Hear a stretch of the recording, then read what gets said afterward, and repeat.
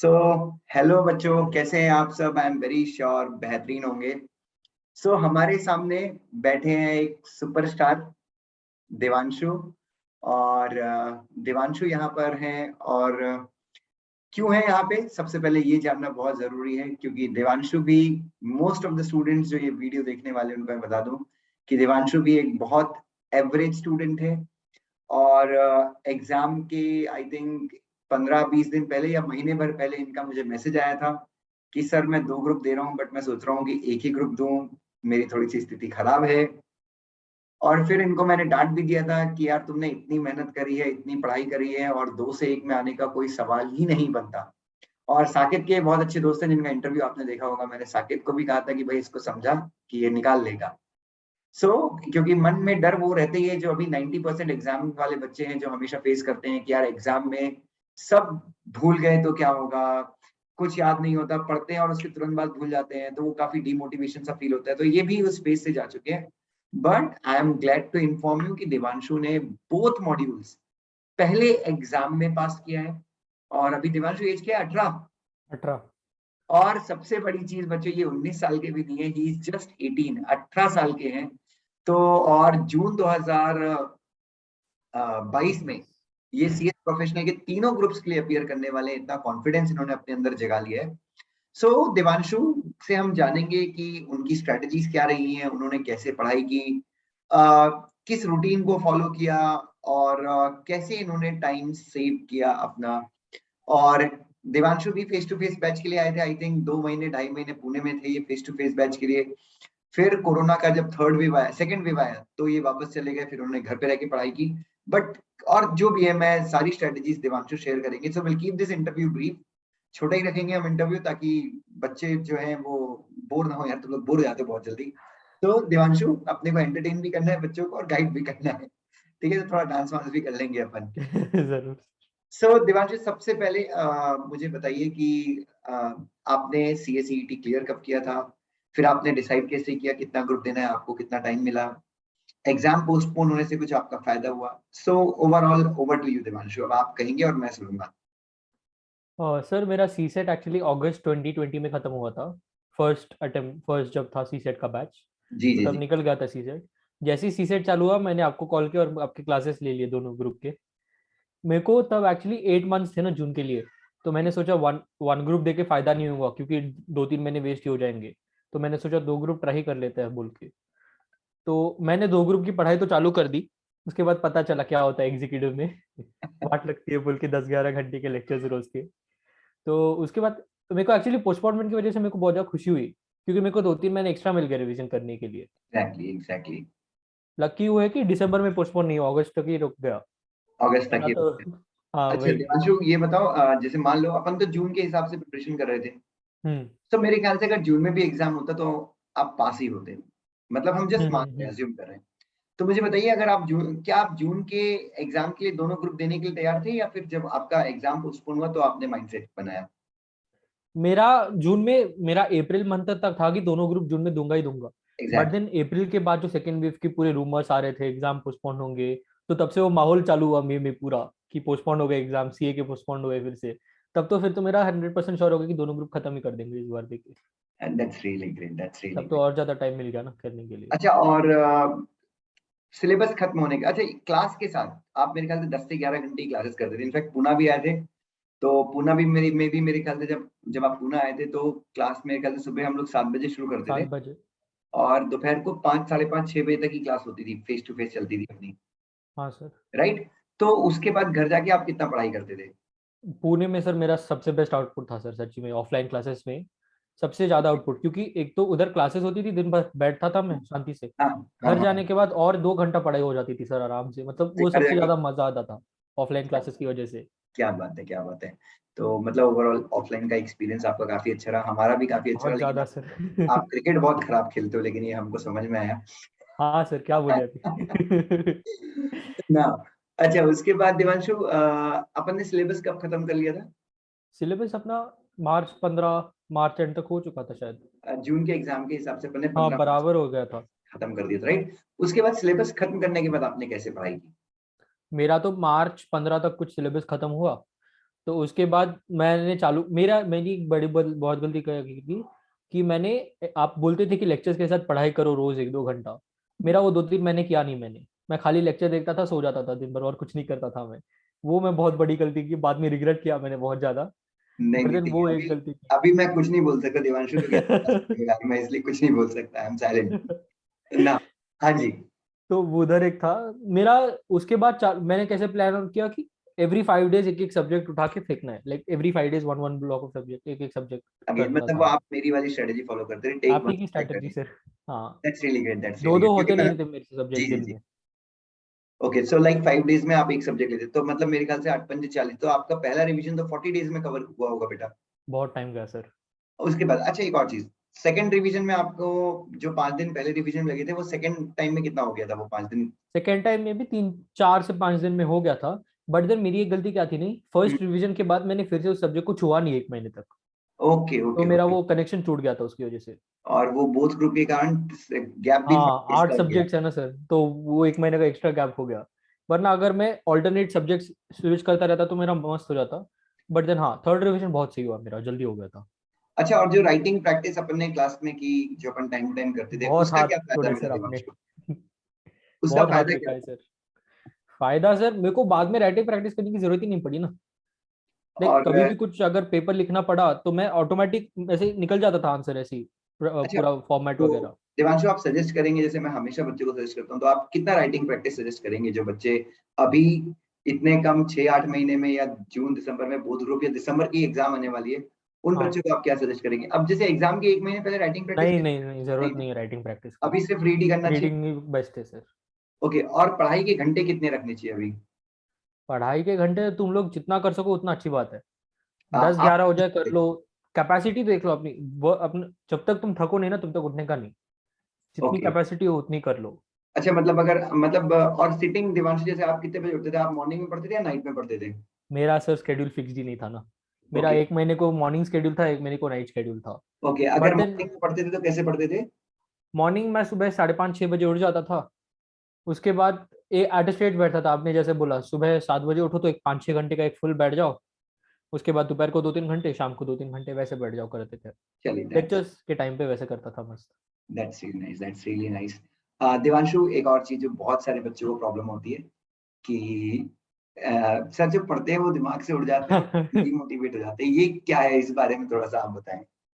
मैं तो ऑलमोस्ट 10-15 बार तो डिमोटिवेट हुआ होऊंगा एग्जाम के पहले। मुझे पता है, चैट्स है मेरे पास। तो हाँ सर, वो तो होता ही रहता है। सर ने बोला हाँ सबको होता है भाई, तू कोई स्पेशल नहीं है, सबके साथ चलता रहता है। आगे पढ़ते रहे, रीड। सर आपका वो बेस्ट फॉर्मूला है कि the more you read the more you retain बोल के। जितनी ज्यादा रीडिंग हुई ना उतने ज्यादा अच्छा दिमाग में रहता है। और लगता नहीं है बट देन होता है एक्चुअली। मैं बच्चों को एक ही चीज बोलता हूँ दिवांशु, मैंने आप लोग को भी कई बार बोला, कि अगर आपको ऐसा लगता है ना कि मैं भूलता जा रहा हूँ, तो करना क्या, फिर से रीड करो यार। मतलब उस चीज से अपन डिमोटिवेट होके बैठ नहीं सकते यार, कि ये छूट गया, रीड नहीं हो रहा, मतलब क्या करोगे? तुम एग्जाम नहीं दोगे? Is that a choice? अगर आप भी एग्जाम नहीं देते, अगर आप एक ग्रुप का पेपर देते दूसरा नहीं देते, तो दिवांशु सोचो, अभी आप फाइनल की प्रिपरेशन नहीं करते, अभी फाइनल की प्रिपरेशन में आप मेरे ख्याल से बहुत ज्यादा खुश हैं, और अभी हाँ लाइफ में टारगेट है यार, अभी गोल दिख रहा है कि अब सीएस बन के रहूंगा चाहे कुछ भी हो। और भाई तू तो 18 का है, तू तो मेरे ख्याल से 19 में सीएस बन जाएगा, मतलब सारे एग्जाम्स क्लियर कर लेगा, आर्टिकलशिप अपनी जगह पे, एंड दैट हाँ। That really counts a lot. तो देवांशु, मैं अब एक और चीज, मैं, this would be my last question, 5 चीजें, और मैं एक और चीज बता दूं, देवांशु ने कोई मैराथन वगैरह यूट्यूब पे नहीं देखे, बिकॉज वो सीधे सीधे 10 से 11 घंटे खत्म होते हैं, those marathon kill are 10 11 hours. उल्टा जो कंसेप्ट आता है वो भी हम समराइज में रखने को जाते हैं और खत्म होता है। चलिए वो सब ठीक है अपनी जगह पे। आप देवांशु मुझे एक चीज बताइए, 5 गोल्डन मंत्र, 3 चीजें जो हर एक स्टूडेंट को करनी चाहिए अगर उसको दोनों ग्रुप क्लियर करना है या एक ग्रुप क्लियर करना है, और 2 चीजें जो एक स्टूडेंट को नहीं करनी चाहिए, वो आपकी, आपके 5 मंत्र क्या होंगे जो अपने जूनियर्स को, एग्जीक्यूटिव के बच्चों को आप क्या देना चाहेंगे? सबसे पहले तो यार इंस्टाग्राम निकाल दो यार फोन से। वो चलिए, सबसे ज्यादा। ओके, सो दिवांशु का फर्स्ट गुरु मंत्र है कि इंस्टाग्राम निकाल दो। चलो ठीक है, इंस्टाग्राम हटा दिया। इंस्टाग्राम या फेसबुक, जो भी तुम सबसे ज्यादा यूज करते हो। मैंने तो मतलब यूज ही नहीं किया सर एग्जीक्यूटिव के टाइम, इसलिए मैं पास हुआ हूँ। इंस्टाग्राम, फेसबुक और व्हाट्सएप पे स्टेटस डालना भी छोड़ दो। वो मैं अभी भी फोन में तेरे को स्टेटस दिखाऊंगा तो पागल हो जाएगा। बहुत ज्यादा होगी। चलिए, तो फर्स्ट चीज, फर्स्ट गुरु मंत्र ये है। सेकंड बताइए।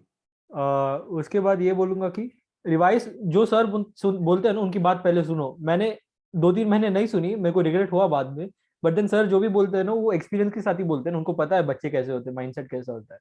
तो वो एक बोलूंगा। लाइक सोपान सर बोलते थे टैक्स रोज 10-15 मिनट तो भी रिवाइज कर लो, तो वो बात, या फिर रीडिंग करो लेक्चर सुनने के बाद दिन भर। तो वैसी 2-3 बातें लाइक सुनो तुम, you will get the benefit of it later on. मतलब गूगल को गुरु मानने से अच्छा गुरु मान लो, यस और गुरु के ऊपर 100% निष्ठा रखो। यस। और कोई भी क्लास लगाई हो, मेरे स्टूडेंट नहीं, आपने कोई भी क्लास ज्वाइन की हो, अपने गुरु की बात जरूर माने। तो ये दूसरी चीज हो गई। वही मैंने सर, क्योंकि अपने सर पे भरोसा रहेगा ना तुम मैराथन देखने नहीं जाओगे वापस। सर पे ही भरोसा करो, अपने सर पे, बस उतना ही रहो। अच्छा, थर्ड, तीसरा गुरु मंत्र। तीसरा गुरु मंत्र मैं बोलूंगा, क्विट मत करो यार। तुम लोग बोलते हो पोर्शन नहीं हुआ तो मैं अगले अटेम्प्ट में दे दूंगा, या फिर तुम लोग, बहुत लोग टाइम वेस्ट करते हैं सर, वो बोलते हैं एक ही ग्रुप तो देना है, वो हो जाएगा वैसे ही।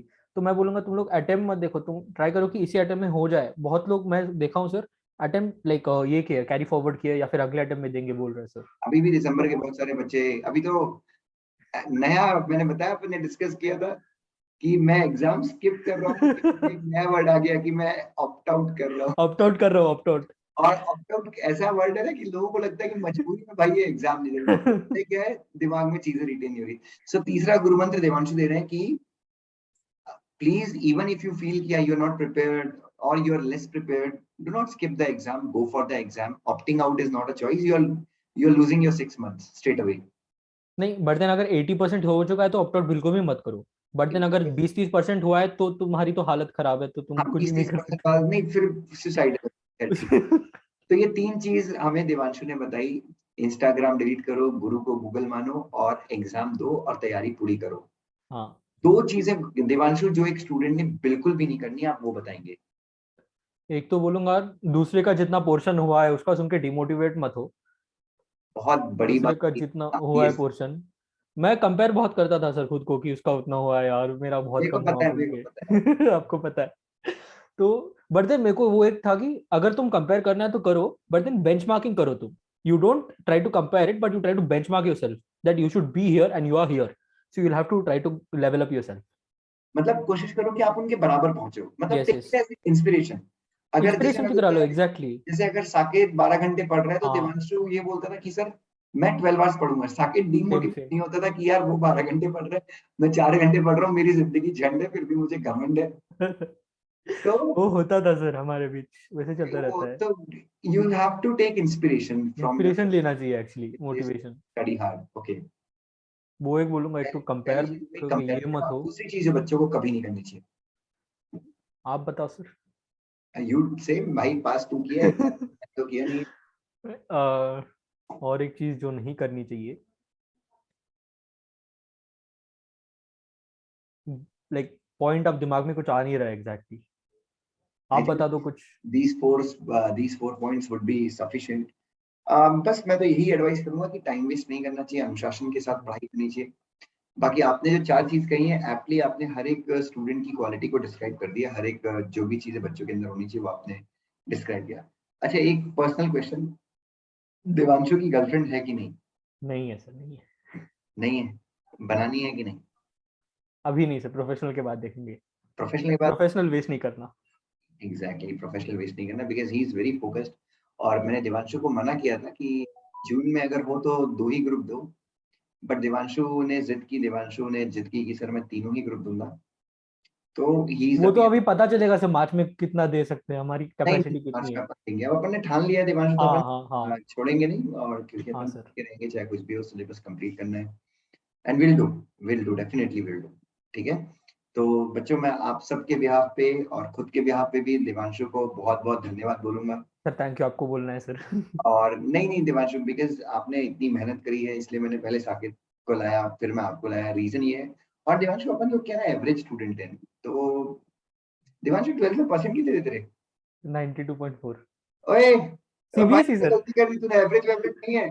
सीबीएसई सर, सीबीएसई, आईसीएसई में सीबीएसई में नहीं। 92%, भाई सीबीएसई। मेरे ख्याल से अब तो ये इंटरव्यू बहुत सारे लोग नहीं देखेंगे, तो है ही नहीं भाई, मैं तो खुद 60% वाला हूँ। बट अरे नहीं स्टिल सर।